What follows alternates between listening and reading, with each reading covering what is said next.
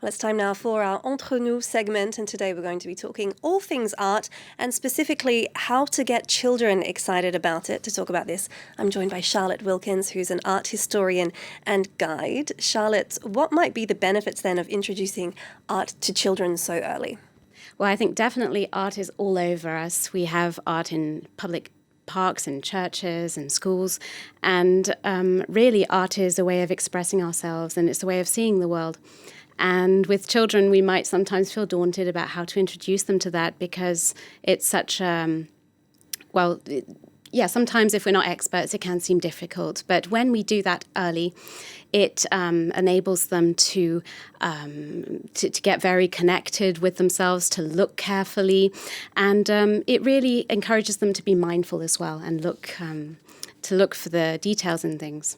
And what about taking children to places like museums? I mean, how could that be practical to kind of keep a young child's attention for that long in a place like a museum or a gallery? I think definitely just keep it light.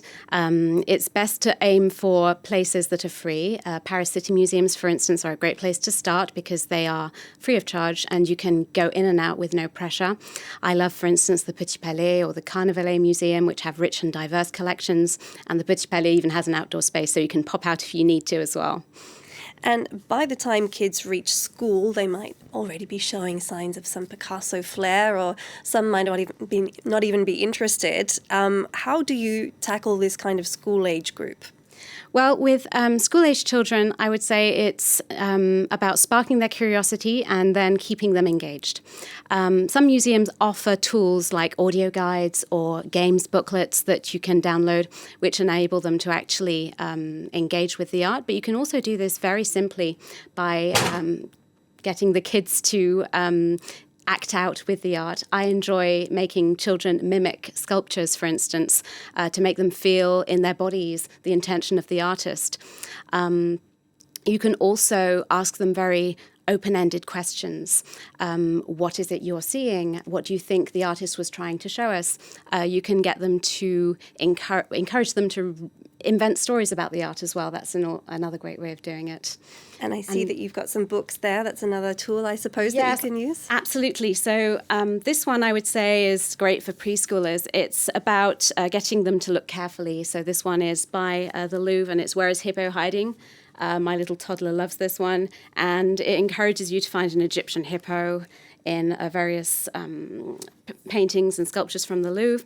You can also try this one, which is great to get children into the milestones of art. Then if you have a very inquisitive child like mine that asks how things work, how things were made, this is a great one to go with by Usborne, How Art Works.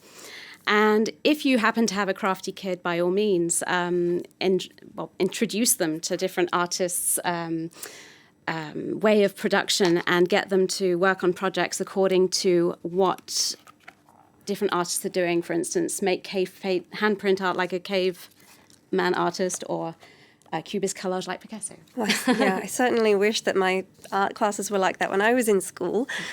How could parents get technology and multimedia involved here? I mean, that might be something that could appeal to teenagers or tweens. Yes, definitely. Teenagers will not want to be lectured at, so you really want to avoid that at all costs.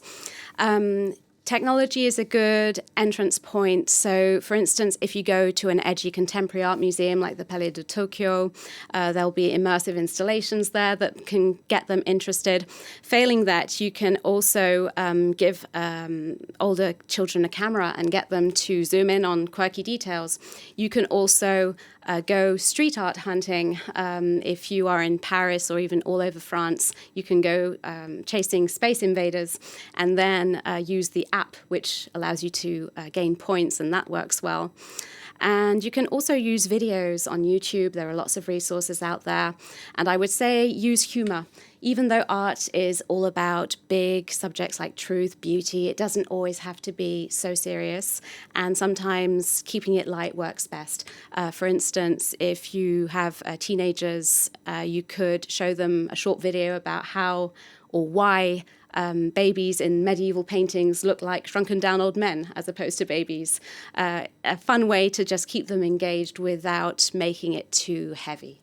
Yeah, it's certainly true that we have this kind of perception that when you have to talk about art to young people, we're getting really into the nitty-gritty and the history of art, but it doesn't have to be quite so serious, does it? No, I would say definitely keep things light, start young to spark their curiosity, and then let them lead. And basically be creative and curious alongside them. And yeah, just try to get them to enjoy it. Thank you very much, Charlotte Wilkins. You are an art historian and guide here in Paris. Very interesting. Thank you very much for your insight. Thank you for having me.